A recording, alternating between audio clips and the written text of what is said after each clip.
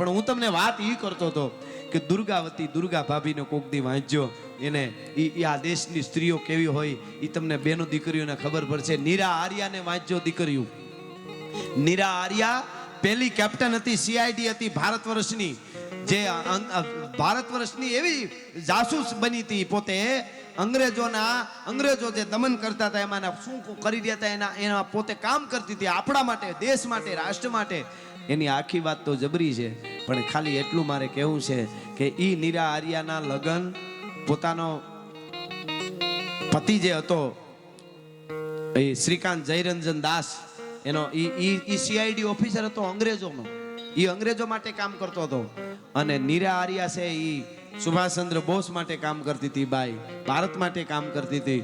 આખી કથા નથી કહેતો, ટૂંકમાં તમને કહી દો કે પોતાનો પતિ જ્યારે કોયડો ગોઠવી આઈડિયો કરી અને સુભાષચંદ્ર બોઝને જ્યારે મારવા માટે ગયો ને આને ખબર પડી ગઈ ને એને બાઈને, એની પત્નીને નીરા આર્યાને કે મારો પતિ સુભાષચંદ્ર બોઝને મારી નાખશે અને આ અંગ્રેજો માટે મારો પતિ કામ કરે છે, ત્યારે એને બહુ સમજાવ્યો કે તું રાષ્ટ્રદ્રોહી થામા.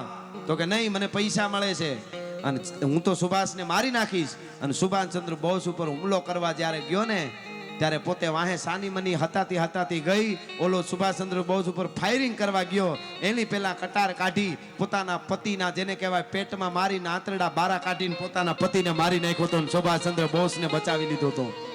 નીરા આર્યાને વાંચો, કુકની ખબર પડે. રાષ્ટ્ર માટે પતિને મારી નાખ્યો. સુભાષચંદ્ર બોઝે એનું નામ નાગિન પાડ્યું હતું. હા, અને ઝાંસી રાણી રેજિમેન્ટ આખી બનાવી હતી, એની કેપ્ટન બનાવી હતી નીરા આર્યાને. પછી એને તો અંગ્રેજો, એ વખતના અંગ્રેજોના કાયદા લાગ્યા અને અંડમાન જેલમાં ગઈ બાઈ. સાંભળજો, ખાલી ટૂંકમાં મારે કહેવું છે. પહેલી રાત એ બાઈ પોતાની આત્મકથામાં નીરા આર્યા લખે છે કે પહેલી રાતે અમને અંધાર કોટડીમાં દેશથી દૂર પૂર્યા હતા. ત્યાં થતું હતું કે દેશને આઝાદ કરવાનું અમે મહેનત કરતા હતા, અને આ તો અમે હવે આઝાદ નહીં થઈ શકીએ. અને બહુ ઠંડી લાગતી હતી, તૂટ્યું વળીને અંધારી ઓરડીમાં હું પડી હતી. આત્મકથા લખે છે નીરા આર્યા. દીકરીઓ સાંભળે ખાસ. હું તૂટ્યું વળીને પડી હતી, ઓઢવાનું કાંઈ હતું નહીં, નીંદર નહોતી આવતી. અડધી રાતે જરાક ઝોલું આવ્યું. એ ઝોલું આવ્યું ને ત્યાં અમારા ઉપર 2 કામળીનો ઘા થયો. સાયલ નાખી ઓલા જેલના માણસો એને, તો બફ દઈને સાયલું 2 મારા ઉપર પડીને નીંદર ઉડી. એનું દુઃખ હતું, પણ 2 સાયલું ઓઢવા મળીને, એક પાથરવાનું ઓઢવા, એનો આનંદ હતો. હવાર પડી, એની આત્મકથામાં નીરા આર્યા લખે છે, હવાર પડી, મારા પગમાં બેડીઓ હતી લોઢાની, હાથમાં બેડીઓ હતી, આંકડું હતી. હવારમાં થોડી ખીચડી આવી, અમે ખાધી.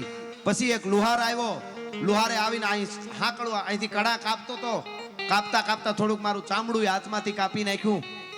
પછી પગની બેડીઓને આમ મારતો તો, હથોડીથી તોડતો તો, મારી ઘૂંટીમાં લાગતું હતું બહુ. એટલે ઘૂંટીમાં એક હથોડી સાઈને એને લગાડી મારી. એટલે મેં એને એમ કીધું, કૂતે, એટલે ઓલાને કીધું, દીખતા નહીં હે, દેખતો નથી, ઘૂંટીમાં કેમ મારે છે?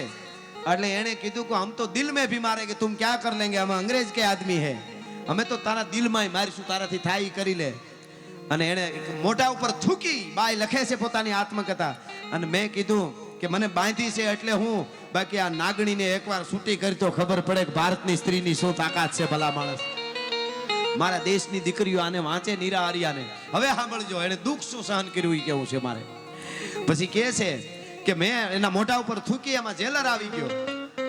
જેલર આવી ગયો, એ જેલરે આવીને યહાં સે મેરી આંગી કો પકડી, એ લખે છે આત્મકથામાં. એનું વસ્ત્ર હતું, એને અહીંથી પકડ્યું, ડ્રેસ કે જે પહેર્યું હતું એને, મેરી આંગી કો યહાં સે પકડી, કોલર પકડીને આમ જૂટ મારી, ફાડી નાખ્યું અહીંથી.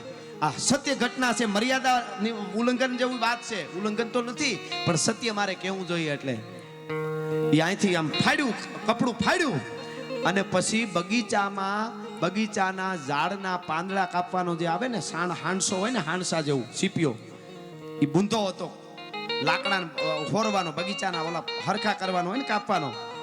એ બોલાવ્યો, એ લઈ આવ્યા અને કીધું એને કે યહાં સે મેરા વસ્ત્ર ફાડ દિયા ઓર મેરે સ્તનો કો. જે એને કીધું એ હું તમને કહું છું, નો કહું તો મારી આ વાત છેટુથી પૂગે નહીં, એટલે હું કહું છું.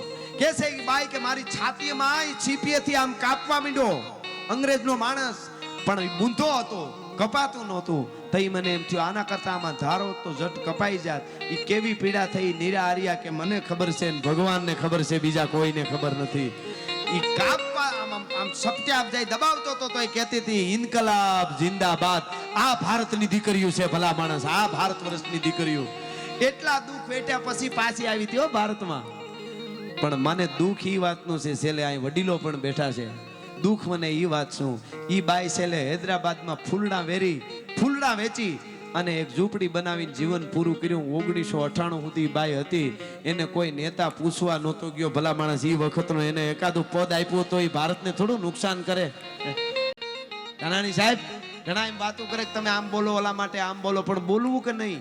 ઈ વખતે આવી નિરાહારિયા દેશભક્ત બાઈ હોય એને એકાદું ખાતું આપ્યું હોય તો ઈ કઈ નુકસાન કરત, પણ નથી આપ્યું. આ દુઃખની વાત છે. હા, ભગતસિંહ ની હારે બોમ્બ નાખવા વાળો બટુકેશ્વર દંત ને વાંચ્યો, ઈ ક્યારે ગુજર્યા? એના ઉપર તો કેસ હોત કરવામાં આવ્યા હતા. પછી આપણા આઝાદ દેશ થઈ ગયા પછી આવું ઘણું હાલે છે. પણ ખેર, મારે ઈ તમને કહેવું છે કે આ ભારતની ધરતી છે. એટલે જે ગીત હું ગાતો તો આપને ત્યાં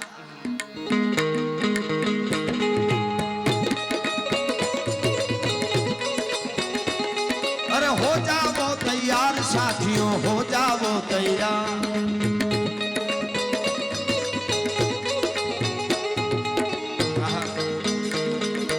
अर्पित कर दो तन मन धन, मांग रहा बलिदान वतन. अर्पित कर दो तन मन धन, मांग रहा बलिदान वतन.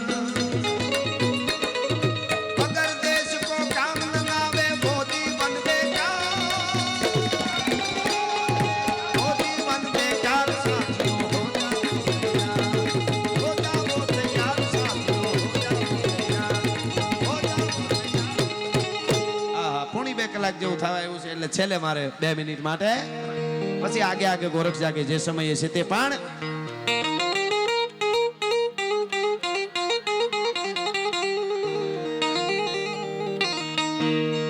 હાંધા તોડિયા પાંજરા વાળા હાંકળ લેથી બાગ છૂટ્યા પાંગ બોલ રામ રામ થયા હાક બાગ નાની જોતા કઈ જમ ચાલ